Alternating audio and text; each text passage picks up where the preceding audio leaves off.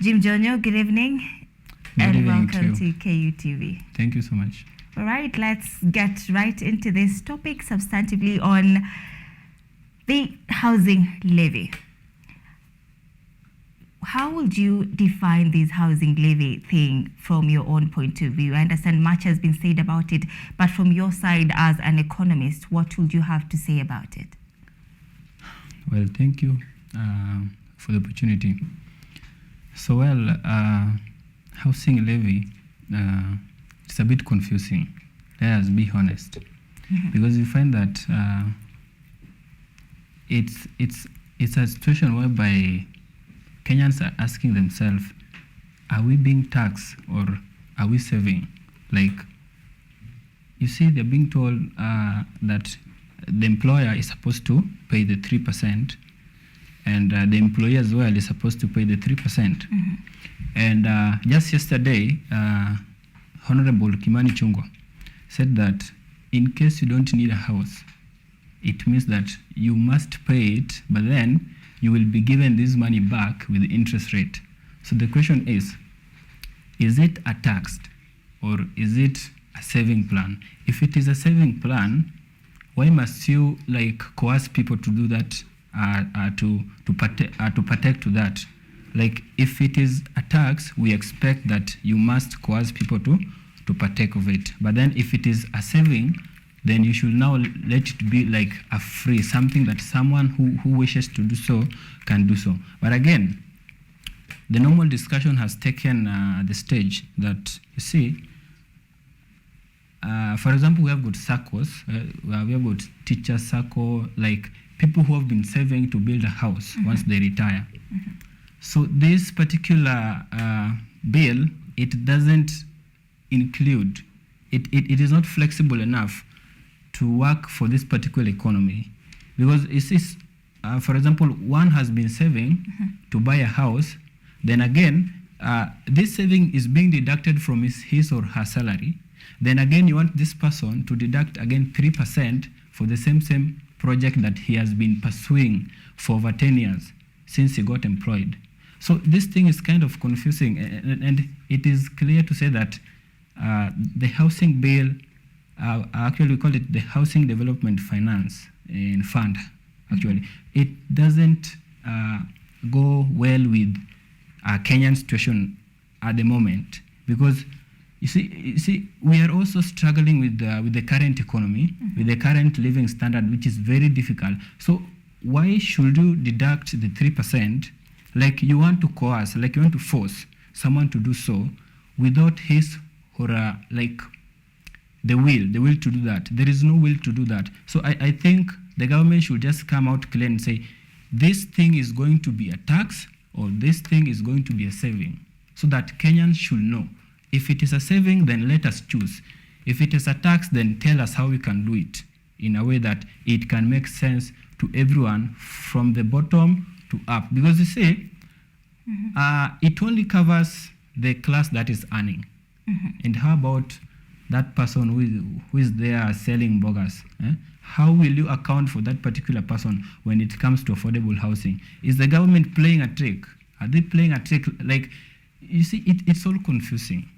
It's all confusing. As an economist, I can say, like, I can neither define it as a saving, neither can I define it as a tax. But I can maybe say there is a hidden agenda. Maybe, in quotes, that the government is trying to drive, but we Kenyans are not aware of that. All right. Now, the president said on his last meeting with media houses that the housing levy is not a tax, but it's a law. It's according to the law. And we've seen the campaign on this housing levy still hitting the headlines across the country. But what better way to do it so that Kenyans do not feel like this bill is not being passed down their throats, forced down their throats, this housing levy? Well, I think the government missed one point. See, before you come up with the law, it is good to go to the people, because this particular law is going to affect the citizens. So it's not going to affect the lawmakers, the Presidential Economic Task Force. This law is not is not only going to abide by these people, but this law is going to affect every Kenyan who is in the bracket of earning. So actually, the government ought to have consolidated itself, call upon the dignitaries, call upon the stakeholders who might represent each and every group, each and every sector of the economy, and do something we call mapping, ground mapping. Like, you should know this is going to affect this particular group in this way, this is going to affect this particular group in this way, so that they can now go back and sit down and say, well, now this one is going to affect Mama Mboga. Mama Mboga is not going to have an opportunity to get the fund towards this particular initiative. But then for middle class group, at least it is accommodative to this particular group. So I feel like the government failed, to include. There was no inclusion. There was no accommodation of various ideas, so that this bill can be flexible enough to cover everyone. So I feel like the government should go back and I want to point it clear that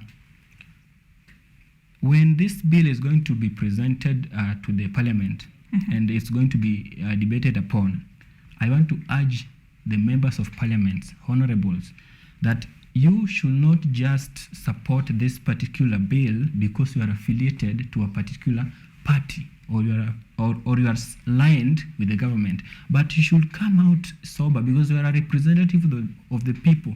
It means you are the person, you are the eye of the citizens in the parliament, and you are the one who is representing our problems at the national level. So you must take our shoe with you. You must put yourself in our shoe before you even say yes to this bill or no to this bill. Yeah.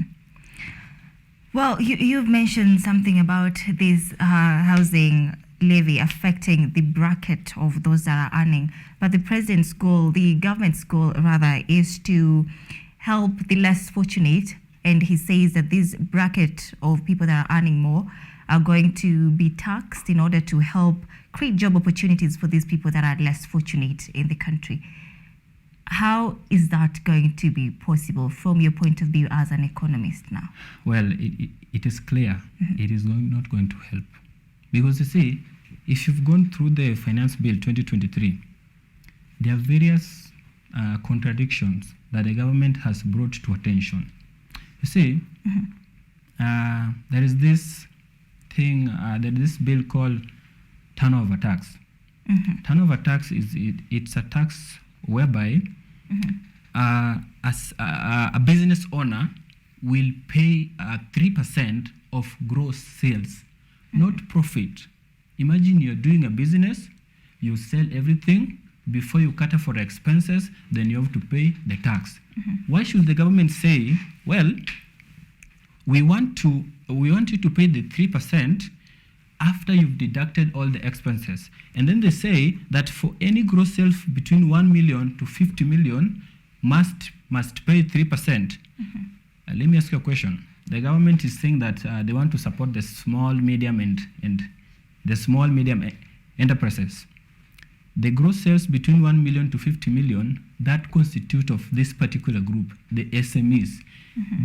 Tell me if this is not discouraged, if this is not going to discourage this particular group. Because you see, you know that once I hit 1 million sales, before you deduct your spendings and expenses, you definitely know that you're going to pay the 3%. So definitely the government, in no way in this financial bill, there is no point we can clearly point that indeed the government is doing this and this to support the Mama Mboga and the rest. Because the same Mama Mboga is trying to boost his business to maybe increase the sales, but then you want to increase the sales, but then you become skeptical because you're going to say, well, if my sales reaches 1 million, I'm going to be subjected to 3% levy.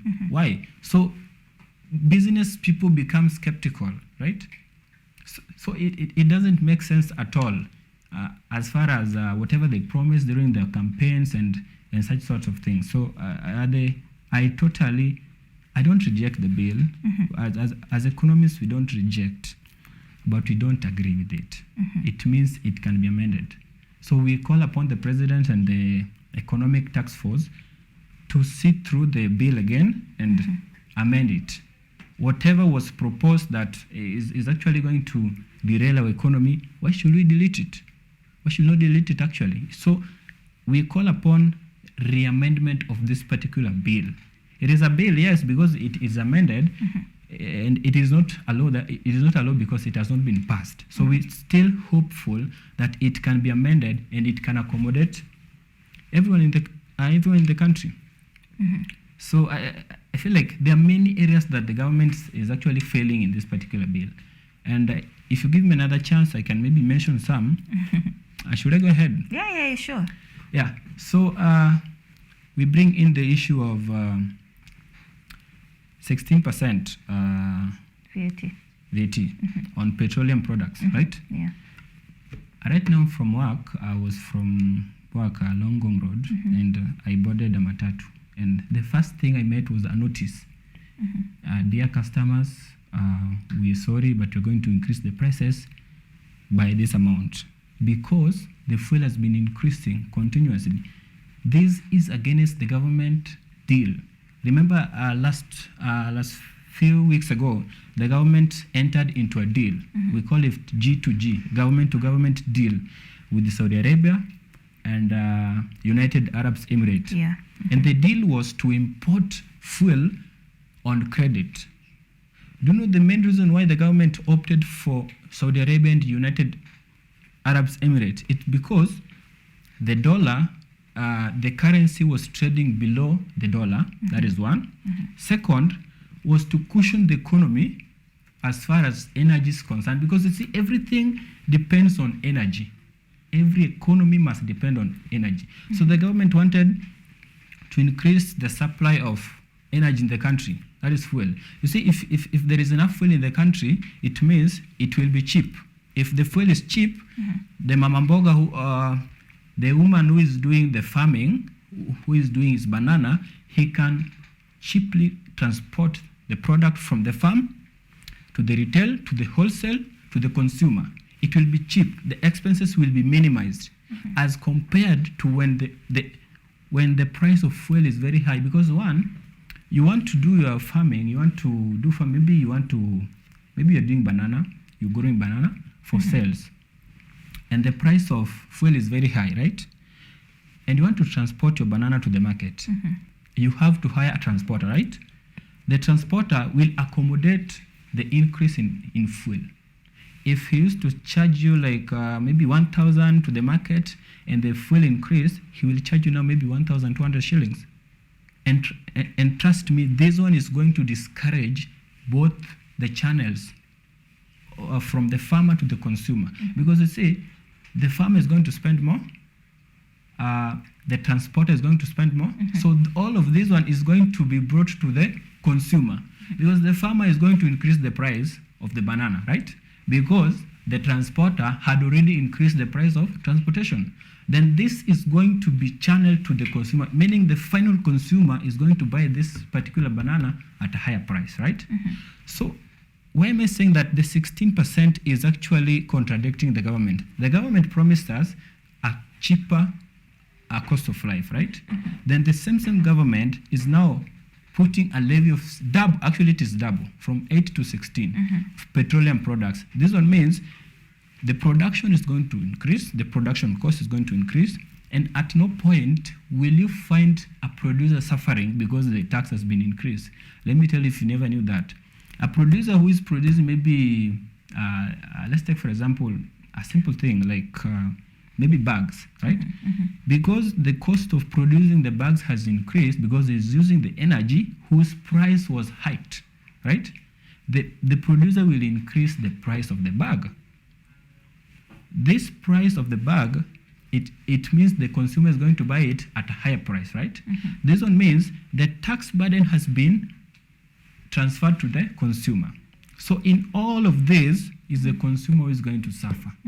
So when the government is telling us that they want to support the small and medium enterprises, they want to support the mamboga, they want to support agriculture, but in real sense, they are increasing levy on petroleum products. The government is contradicting itself. The government is becoming counterproductive because it negates the plan of reducing the cost of fuel in the country by the fact that the government has increased the levy on petroleum products. Yeah. So the whole of financial bill, it is a mess. It is actually going to mess our economy. All right, Ojonyo, I understand that the national planning has closed the door for public participation, which we can say that this public participation on Finance Bill 2023 has already been done. Yeah. However, I understand that some leaders who want an expansive time for that conversation to continue. And after public participation, this bill is going to be taken directly to the National Assembly, where later on it will be taken to the Senate. What if this bill passes the Senate? It's so unfortunate. Well, this is politics. And in politics, we expect anything to happen, right? You see, politicians are, we say politics is dirty, is a dirty game. But again, I don't agree with that statement. First, this one is going to take more than a sober mind to say that the financial bill is a no. But I'm very sure that if the government is a sponsor of this particular bill and they are going around the country with the campaigns that the bill should be passed, then I am 70% sure that the bill can pass. But if it passes, then we are doomed. We are doomed in many ways, various ways. Because one, if the bill passes, you saw the government went to was it Embu, and he said about increasing the digital transformation and technology, right. Like the world is going digital. It was in Embu. But then the same president is introducing digital asset tax, which is going to reduce the enthusiasts who are actually dependent on digital economy. You see, India is doing the same. India is doing something called tax on capital gains on cryptocurrencies. It means if you gain something from the cryptocurrencies or digital asset, you're going to pay the tax. So the government seems like they want to borrow the same, not knowing that Kenyan economy is a frontier economy, an economy that is growing. Economy is growing, at the same time it is facing challenges while it's growing. So why don't you support the digital economy? Because tax by nature is meant to discourage or encourage. You increase tax, you discourage. You reduce tax, you encourage, right? So if the government introduced, actually it's a new tax, it's called digital asset tax. If government saw it was good to introduce this particular tax, it means it's going to we are going to have a reduction in the investment as far as digital economy is concerned, because people are going to be skeptical. People are going to fear, I'm earning less, but I still pay tax, right?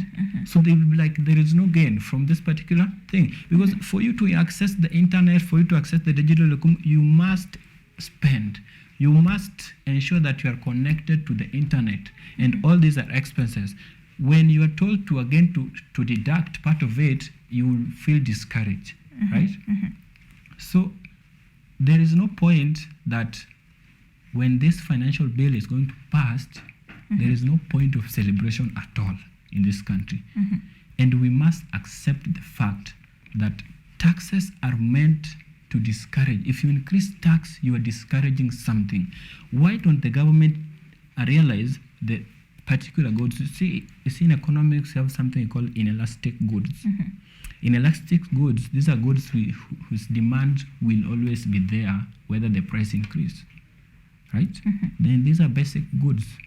Why should you overtax a basic good? Because you definitely know we will buy them. Look at the price of sugar, around 400, 420, but we still buy sugar because it is a basic need. Look at the price of unga. It is very high, but we still buy it. So if a government is overtaxing a basic good, it means the government is indirectly making people to suffer, right? No, let us be honest. Is it true? Wow. Yeah, because you see, there are goods that are supposed to be taxed. The goods, I'm sorry if there's someone who will feel offended, but again, Why don't the government increase tax on harmful products like cigarette? Because you see, the government is trying to discourage cigarette smoking. Maybe breweries, you've seen in the news every time our deputy president is saying about local breweries, all those things. Why don't the government increase tax on this, so that at least we are going to get revenue, but again we're also preventing the consumption.